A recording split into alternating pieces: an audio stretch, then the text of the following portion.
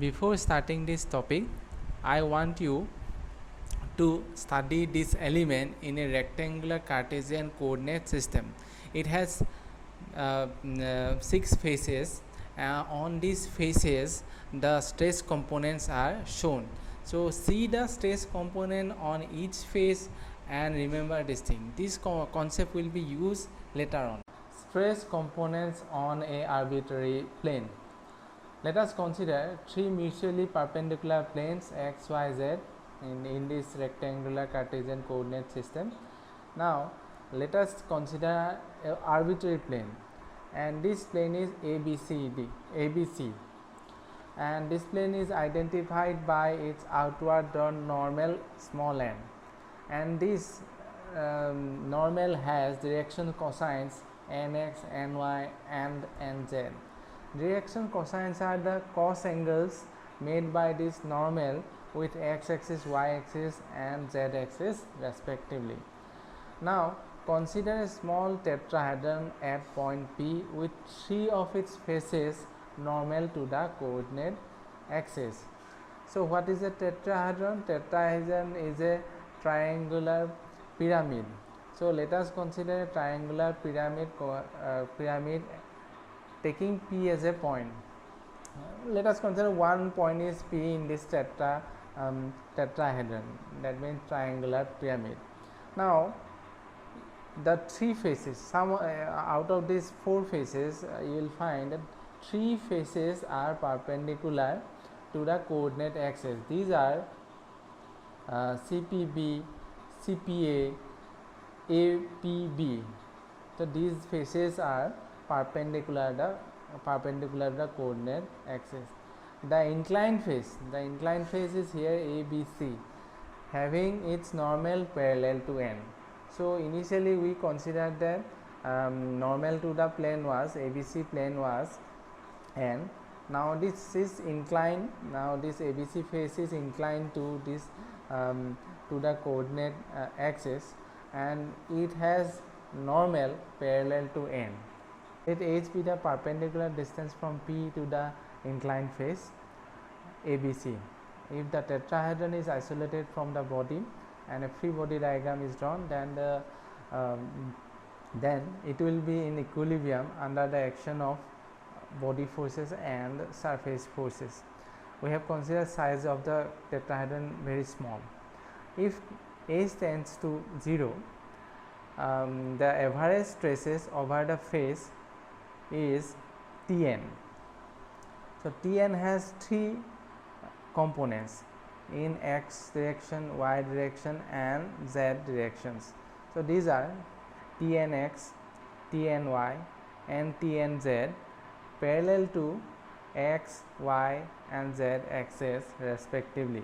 On these three faces, rectangular stress components are sigma x, tau xy, tau xz, sigma y, tau yz, tau yx, sigma z, tau zx and tau zy. These 9 stress components we are going to have on these faces. If A is the area of the inclined face ABC, area BPC is given by projection of area ABC on the YZ plane, that is area A of ABC into nx, which is the direction cosine.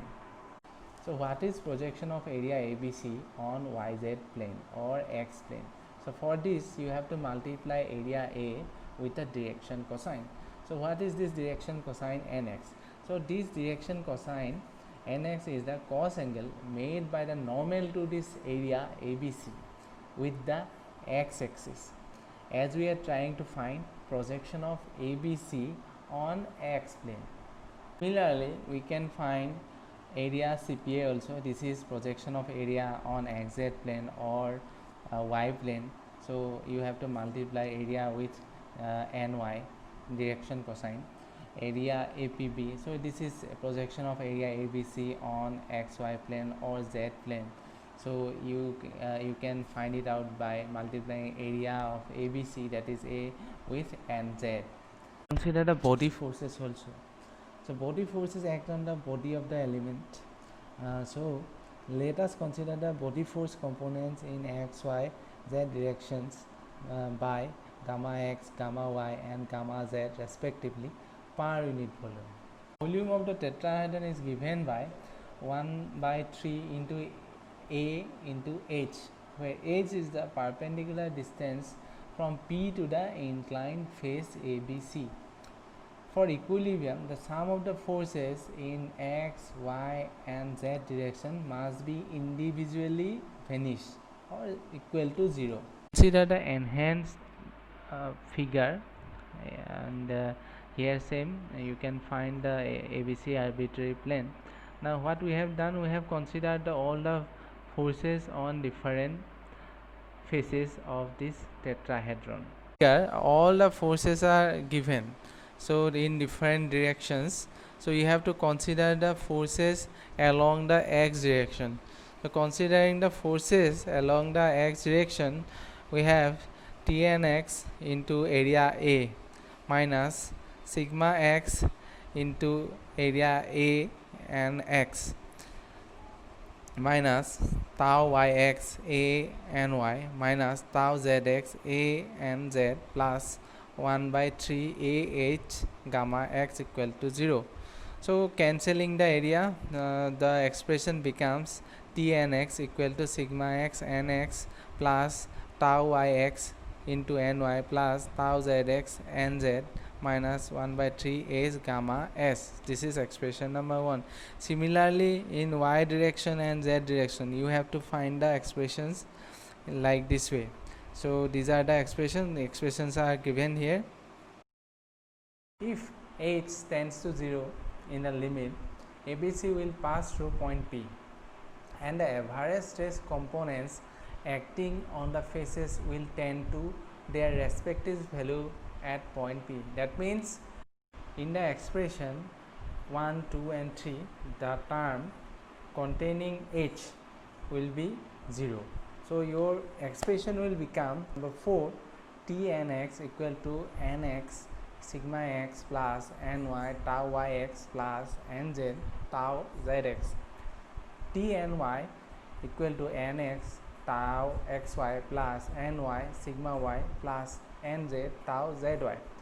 T nz equal to nx plus tau xz plus ny tau yz plus nz sigma z. So this is expression number 4. This expression number 4 is known as Cauchy's stress formula. Now we are able to find the many rectangular stress components at P.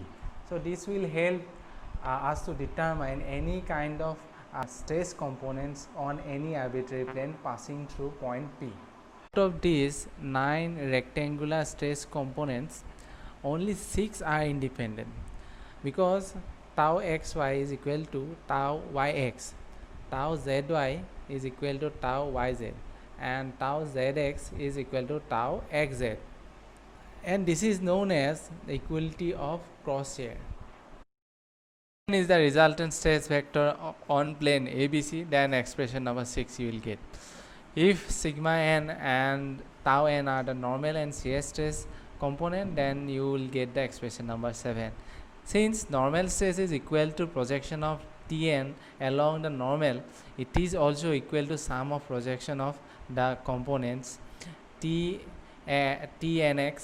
Tny and Tnz along normal n. So you will get the expression number 8.